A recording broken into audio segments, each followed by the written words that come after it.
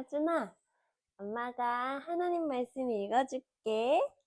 오늘은 고린도전서 15장. 형제자매 여러분, 내가 여러분에게 전한 복음을 일깨워 드립니다.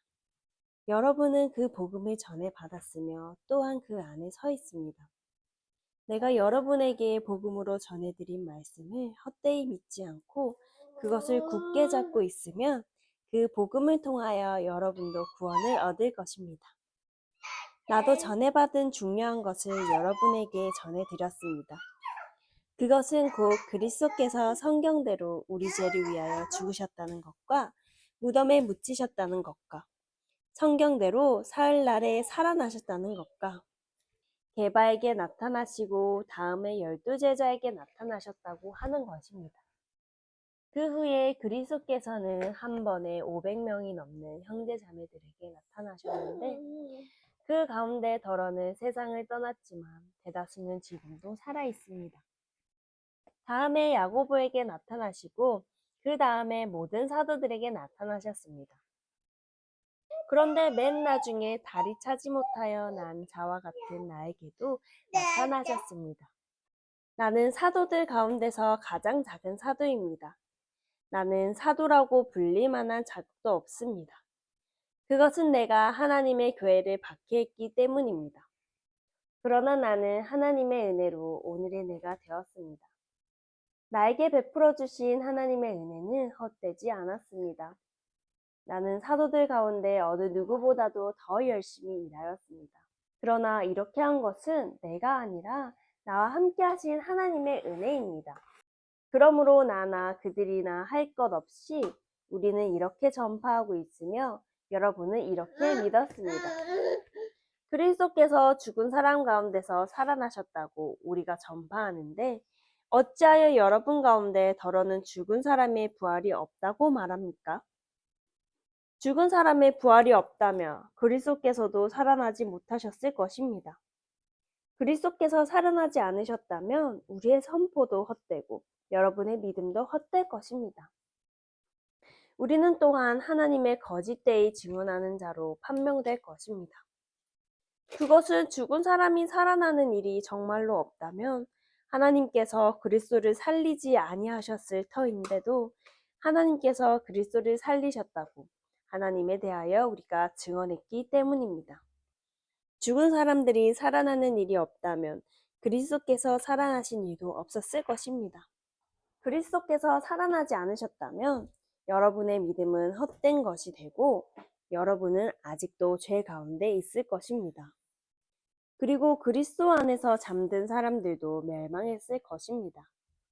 그리스도 안에서 우리가 바라는 것이 이 세상에만 해당되는 것이라면 우리는 모든 사람 가운데서 가장 불쌍한 사람일 것입니다. 그러나 이제 그리스도께서는 죽은 사람들 가운데서 살아나셔서 잠든 사람들의 첫 열매가 되셨습니다. 한 사람으로 말미암아 죽음이 들어왔으니 또한 한 사람으로 말미암아 죽은 사람의 부활도 옵니다. 아담 안에서 모든 사람이 죽는 것과 같이 그리스도 안에서 모든 사람이 살아나게 될 것입니다. 그러나 각각 제 차례대로 그렇게 될 것입니다. 첫째는 첫 열매이신 그리스도요. 그 다음은 그리스도께서 재림하실 때에 그리스도께 속한 사람들입니다. 그때가 마지막입니다. 그때에 그리스도께서 모든 통치와 모든 권위와 모든 권력을 패하시고 그 나라를 하나님 아버지께 넘겨드리실 것입니다. 하나님께서 모든 원수를 그리스도의 발 아래에 두실 때까지 그리스도께서 다스리셔야 합니다. 맨 마지막으로 멸망받을 원수는 죽음입니다. 성경에 이르기를 하나님께서 모든 것을 그의 발 아래에 굴복시키셨다 하였습니다. 모든 것을 굴복시켰다고 말할 때에는 모든 것을 그에게 굴복시키신 분은 그 가운데 들어있지 않은 것이 명백합니다. 그러나 모든 것이 하나님께 굴복당할 그때에는 아들까지도 모든 것을 자기에게 굴복시키신 분에게 굴복하실 것입니다. 그래서 하나님은 만유의 주님이 되실 것입니다. 죽은 사람들이 살아나지 않는다면 죽은 사람들을 위해서 세례를 받는 사람들은 무엇하려고 그런 일을 합니까? 죽은 사람이 정말로 살아나지 않는다면 무엇 때문에 그들은 죽은 사람들을 위하여 세례를 받습니까? 그리고 또 우리는 무엇 때문에 시시각각으로 위험을 무릅쓰고 있습니까? 형제자매 여러분, 나는 감히 단언합니다. 나는 날마다 죽습니다. 이것은 우리 주 예수 그리스도께서 여러분에게 하신 그 일로 내가 여러분을 자랑스럽게 여기는 것만큼이나 확실한 것입니다. 내가 에베소에서 맹수와 싸웠다고 하더라도 인간적인 동기에서 한 것이라면 그것이 나에게 무슨 유익이 되겠습니까? 만일 죽은 사람이 살아나지 못한다면 내일이면 죽을 터이니 먹고 마시자 할 것입니다. 속지 마십시오. 나쁜 동무가 좋은 습성을 망칩니다. 똑바로 정신을 차리고 죄를 짓지 마십시오. 여러분을 부끄럽게 하려고 내가 이 말을 합니다만 여러분 가운데서 더러는 하나님을 아는 지식이 없습니다. 그러나 죽은 사람이 어떻게 살아나며 그들은 어떤 몸으로 옵니까? 하고 묻는 사람이 있을 것입니다. 어리석은 사람이여, 그대가 뿌리는 씨는 죽지 않고서는 살아나지 못합니다. 그리고 그대가 뿌리는 것은 장차 생겨날 몸 그 자체가 아닙니다. 말이든지 그 밖에 어떤 곡식이든지 다만 씨앗을 뿌리는 것입니다. 그러나 하나님께서는 원하시는 대로 그 씨앗에 몸을 주시고 그 하나하나의 씨앗에 각기 고유한 몸을 주십니다. 모든 살이 똑같은 살이 아닙니다. 사람의 살도 있고 짐승의 살도 있고 새의 살도 있고 물고기의 살도 있습니다. 하늘에 속한 몸도 있고 땅에 속한 몸도 있습니다. 하늘에 속한 몸들의 영광과 땅에 속한 몸들의 영광이 저마다 다릅니다. 해의 영광이 다르고 달의 영광이 다르고 별들의 영광이 다릅니다. 별마다 영광이 다릅니다. 죽은 사람들의 부활도 이와 같습니다. 썩을 것으로 심는데 썩지 않을 것으로 살아납니다. 비천한 것으로 심는데 영광스러운 것으로 살아납니다. 약한 것으로 심는데 강한 것으로 살아납니다.